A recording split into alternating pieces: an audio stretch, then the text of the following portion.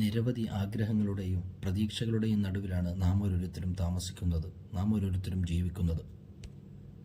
എണ്ണമറ്റ ആഗ്രഹങ്ങൾക്കും പ്രതീക്ഷകൾക്കും പിന്നാലെ ഓരോ ദിവസവും നാം പായുമ്പോൾ നമ്മുടെ കാര്യങ്ങൾ നിറവേറ്റാൻ നാം എത്രത്തോളം കഷ്ടപ്പെടുന്നുണ്ട് എന്നൊന്ന് ആലോചിച്ചു നോക്കണം.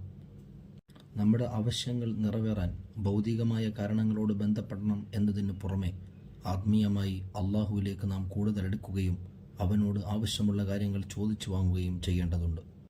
നമ്മൾ പലപ്പോഴും നമ്മുടെ സങ്കടങ്ങൾ അള്ളാഹുവിൻ്റെ മുമ്പിൽ അവതരിപ്പിക്കുകയും പ്രത്യക്ഷത്തിൽ നമുക്കതിന് ഉത്തരം കിട്ടിയില്ല എന്ന് നാം പലപ്പോഴും നമ്മിൽ പലരും നിരാശപ്പെടാറുമുണ്ട്.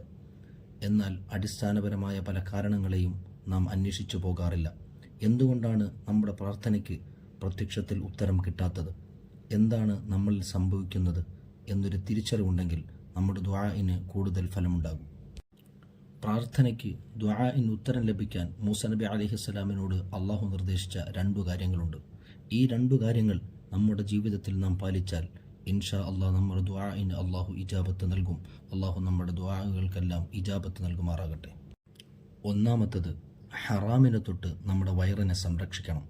നമ്മുടെ ഉള്ളിലേക്ക് പ്രവേശിക്കുന്ന ഓരോ ഭക്ഷണത്തരിയും അത് ഹറാമില്ല എന്ന് 100% നാം ഉറപ്പുവരുത്തണം.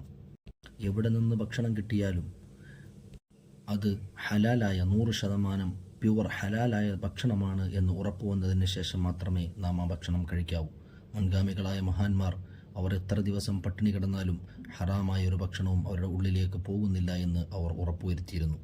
അതിൽ വളരെ പ്രാധാന്യമുള്ളതായിരുന്നു നമ്മുടെ സമ്പാദന രീതി. നമ്മൾ സമ്പാദിക്കുന്ന നമ്മുടെ സമ്പത്തുകൾ അത് പൂർണ്ണമായും ഹലാലായ സമ്പാദ്യമാകുമ്പോൾ മാത്രമാണ് നമ്മുടെ ഉള്ളിലേക്ക് പോകുന്ന ഭക്ഷണവും സമ്പൂർണ്ണമായി ഹലാലാവുകയുള്ളൂ. ഹറാമിലൂടെ സമ്പാദിക്കുന്ന പൈസ കൊണ്ട് നാം ഭക്ഷണം വാങ്ങിയാൽ അത് ഹറാമിലായി പോകും. അള്ളാഹു ഹലാലായ സമ്പാദനങ്ങളിൽ മുഴുകാനും ഹലാല് കൊണ്ട് മതിയാകാനും അള്ളാഹു തൗഫീഖ് നൽകട്ടെ. രണ്ടാമത്തത്, തെറ്റു ചെയ്യുന്നതിൽ നിന്ന് നമ്മുടെ അവയവങ്ങളെ സംരക്ഷിച്ചു നിർത്തണം.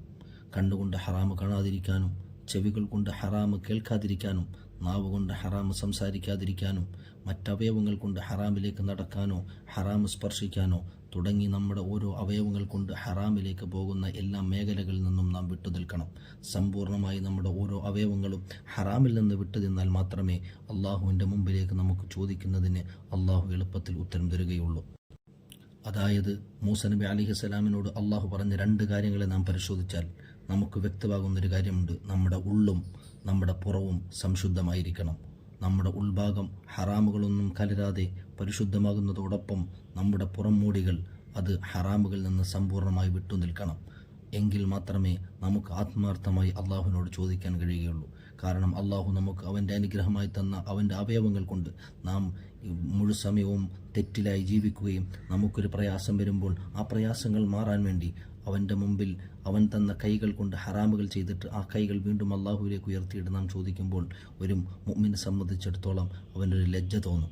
അള്ളാഹു നമുക്ക് ഹറാമുകളിൽ നിന്ന് സമ്പൂർണ്ണമായി വിട്ടുനിന്ന് നല്ല പരിശുദ്ധമായൊരു ജീവിതം നയിക്കാനും റബ്ബിനോട് മനമുരുകി ചെയ്തുപോയ തെറ്റുകളെ ഓർത്ത് പൊട്ടിക്കരഞ്ഞ് തൗബ ചെയ്ത് സംശുദ്ധമായ ജീവിതം നയിക്കാനും അള്ളാഹു തൗഫീഖ് നൽകുമാറാകട്ടെ.